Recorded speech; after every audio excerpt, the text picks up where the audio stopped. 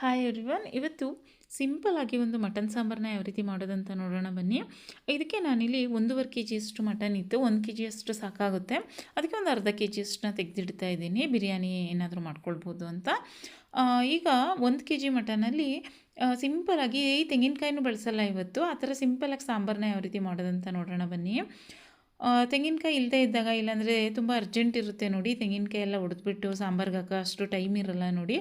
ಆ ಟೈಮಲ್ಲಿ ಕ್ವಿಕ್ಕಾಗಿ ಈ ಥರ ಈಸಿಯಾಗಿ ಮಾಡ್ಕೊಂಬಿಡ್ಬೋದು. ಅಂದರೆ ಏನು ಮನೆಯಲ್ಲಿ ಐಟಮ್ಸ್ ಇರುತ್ತೆ ನೋಡಿ, ಅದನ್ನೇ ಯೂಸ್ ಮಾಡ್ಕೊಂಬಿಟ್ಟು ಸಿಂಪಲಾಗಿ ಈಸಿಯಾಗಿ ತುಂಬ ಟೇಸ್ಟಿಯಾಗಿ ಸಹ ಬರುತ್ತೆ. ಇದಕ್ಕೆ ನಾನಿಲ್ಲಿ ಫಸ್ಟು ಮಟನ್ನ ನೀಟಾಗಿ ವಾಶ್ ಮಾಡ್ಕೋತಾ ಇದ್ದೀನಿ. ಒಂದು 2ರಿಂದ 3 ಸರಿ ನೀಟಾಗಿ ಅದನ್ನು ವಾಶ್ ಮಾಡ್ಕೋಬೇಕು.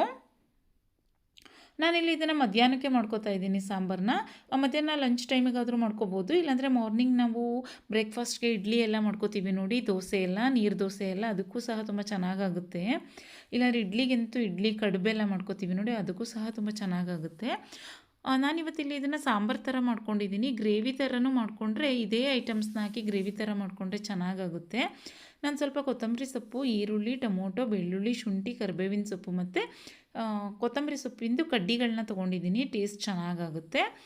ನಂತರ ಒಣಮೆಣ್ಸಿನ್ಕಾಯಿನ ತೊಗೊಂಡಿದ್ದೀನಿ, ಸಾಂಬಾರು ಟೇಸ್ಟಿಯಾಗಿ ಬರುತ್ತೆ. ಮತ್ತು ಕೊತ್ತಂಬರಿ ಬೀಜನೂ ಸಹ ತೊಗೊಂಡಿದ್ದೀನಿ, ಕೊರಿಯಂಡರ್ ಸೀಡ್ಸ್ ಬರುತ್ತೆ ನೋಡಿ ಅದು. ಈಗ ಫಸ್ಟ್ ನಾನಿಲ್ಲಿ ಒಂದು ಬಾಣಲಿಗೆ ಒಂದೆರಡು ಸ್ಪೂನಷ್ಟು ಎಣ್ಣೆ, 1-2 ಸ್ಪೂನಷ್ಟು ಕೊತ್ತಂಬರಿ ಬೀಜವನ್ನು ಸೇರಿಸ್ಕೊಂಡಿದ್ದೀನಿ. ಅದು ಸ್ವಲ್ಪ ಫ್ರೈ ಆದಮೇಲೆ 1-2 ಈರುಳ್ಳಿಯನ್ನು ಉದ್ದದಾಗಿ ಹೆಚ್ಚಿಬಿಟ್ಟು ಹಾಕಿದ್ದೀನಿ. ಈರುಳ್ಳಿ ಸ್ವಲ್ಪ ಚೆನ್ನಾಗಿ ಫ್ರೈ ಆಗಬೇಕು. ಈರುಳ್ಳಿ ಫ್ರೈ ಆದಮೇಲೆ ಒಣಮೆಣ್ಸಿನ್ಕಾಯಿನ ಸೇರಿಸ್ಕೊಂಡಿದ್ದೀನಿ. ಒಣಮೆಣ್ಸಿನ್ಕಾಯು ಫ್ರೈ ಆದಮೇಲೆ ಬೆಳ್ಳುಳ್ಳಿ ಮತ್ತು ಶುಂಠಿಯನ್ನು ಸೇರಿಸ್ಕೊಂಡು ಫ್ರೈ ಮಾಡ್ಕೊತಾ ಇದ್ದೀನಿ. ಅಂದರೆ ಏನೇನು ನಾವು ಸೇರಿಸ್ತಾ ಹೋಗ್ತೀವಿ ನೋಡಿ, ಎಲ್ಲವನ್ನು ಚೆನ್ನಾಗಿ ಫ್ರೈ ಮಾಡ್ಕೋಬೇಕು. ಟೇಸ್ಟ್ ಬರ್ತಾ ಇರುತ್ತೆ ಅಲ್ಲಿ, ಅದು ನಾವು ಏನು ಫ್ರೈ ಮಾಡ್ತಾ ಇರ್ತೀವಿ ನೋಡಿ, ಅದ್ರ ಫ್ರಾಗ್ರೆನ್ಸ್ ಬರ್ತಾ ಇರುತ್ತೆ. ಚಕ್ಕೆ ಮತ್ತು ಲವಂಗವನ್ನು ಸೇರಿಸ್ಕೋತಾ ಇದ್ದೀನಿ.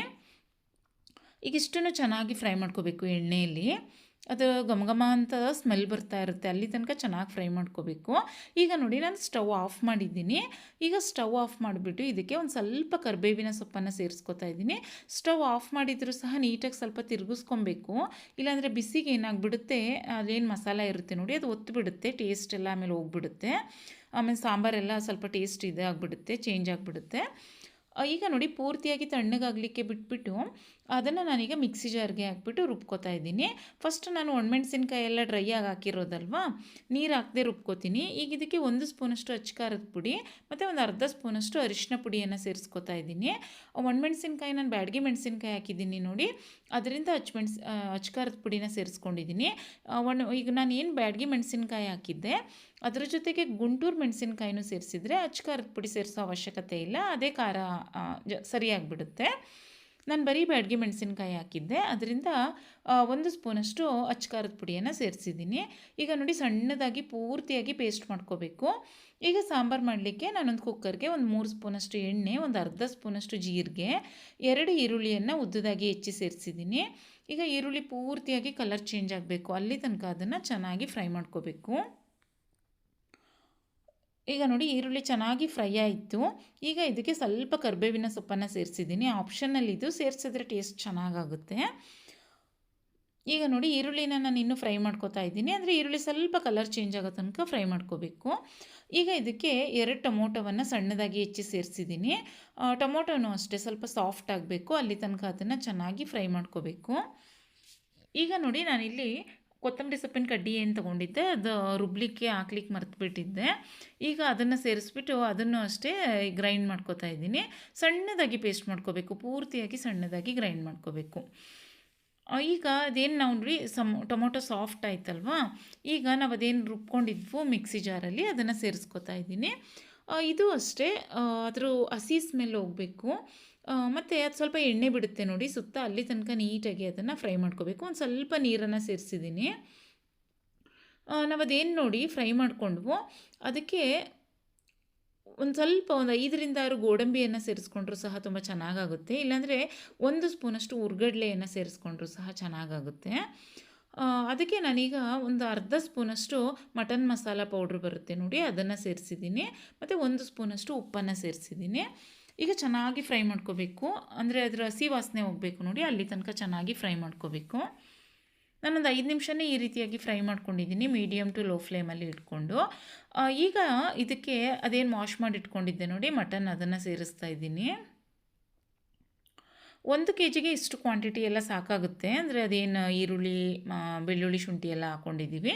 ಪರ್ಫೆಕ್ಟಾಗಿ ತುಂಬ ಟೇಸ್ಟ್ ಎಲ್ಲ ತುಂಬ ಚೆನ್ನಾಗಿ ಬಂದಿತ್ತು. ನಾನಿವತ್ತು ಮುದ್ದೆಗೆ ಮತ್ತು ಅನ್ನಕ್ಕೆ ಮಾಡ್ಕೊಡ್ತಾ ಇರೋದ್ರಿಂದ ಒಂದು ಸ್ವಲ್ಪ ನೀರನ್ನು ಇದಕ್ಕೆ ಜಾಸ್ತಿ ಹಾಕೋತಾ ಇದ್ದೀನಿ.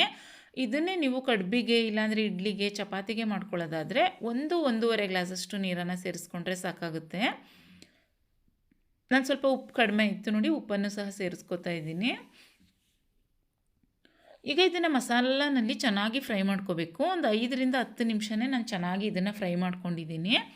ಈಗ ನಾನಿಲ್ಲಿ 2-2.5 ಗ್ಲಾಸಷ್ಟು ನೀರನ್ನು ಸೇರಿಸ್ತಾ ಇದ್ದೀನಿ. ನಾವಿದೇನು ಮಸಾಲವನ್ನು ಹಾಕಿದ್ದೀವಿ ನೋಡಿ, ಇದೇ ಮಸಾಲವನ್ನು ಹಾಕ್ಕೊಂಡು ಚಪಾತಿಗೆ, ಪೂರಿಗೆ, ರೊಟ್ಟಿಗೆ, ಕಡುಬಿಗೆ, ಇಡ್ಲಿಗೆ ಎಲ್ಲದಕ್ಕೂ ಸಹ ಗ್ರೇವಿನ ಮಾಡ್ಕೋಬೋದು. ತುಂಬ ಟೇಸ್ಟಿಯಾಗಿ ತುಂಬ ಚೆನ್ನಾಗಿ ಬರುತ್ತೆ.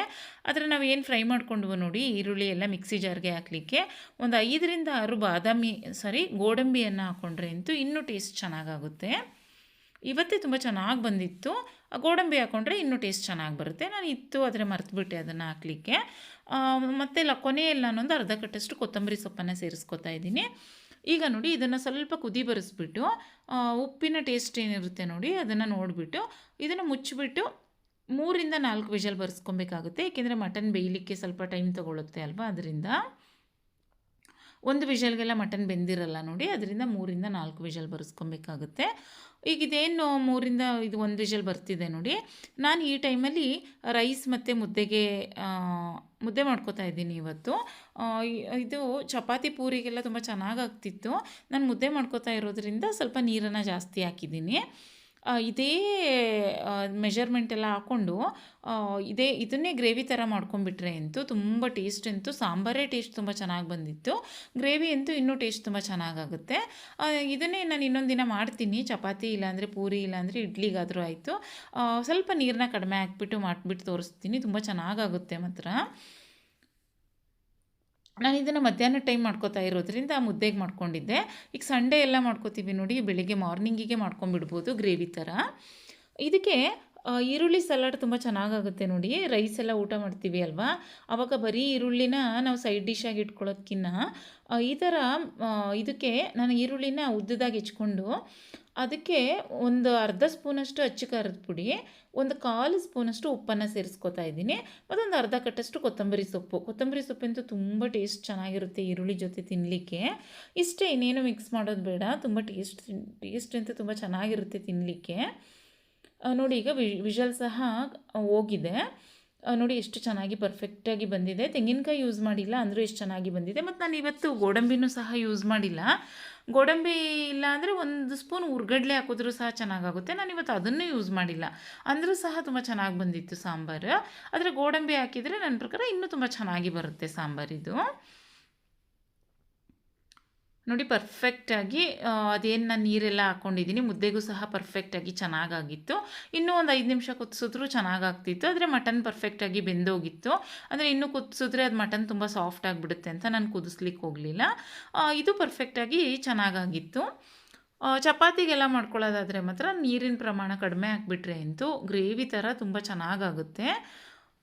ಇದು ಮುದ್ದೆಗೆ ಮತ್ತು ಅನ್ನಕ್ಕಿಂತೂ ಪರ್ಫೆಕ್ಟಾಗಿ ತುಂಬ ಚೆನ್ನಾಗಾಗಿತ್ತು ನೋಡಿ. ಅದೆಲ್ಲ ಎಣ್ಣೆ ಎಲ್ಲ ಸೈಡಲ್ಲೆಲ್ಲ ಎಣ್ಣೆ ಬಿಟ್ಟಿದೆ ನೋಡಿ, ತುಂಬ ಟೇಸ್ಟು ಸಹ ತುಂಬ ಚೆನ್ನಾಗಾಗಿತ್ತು.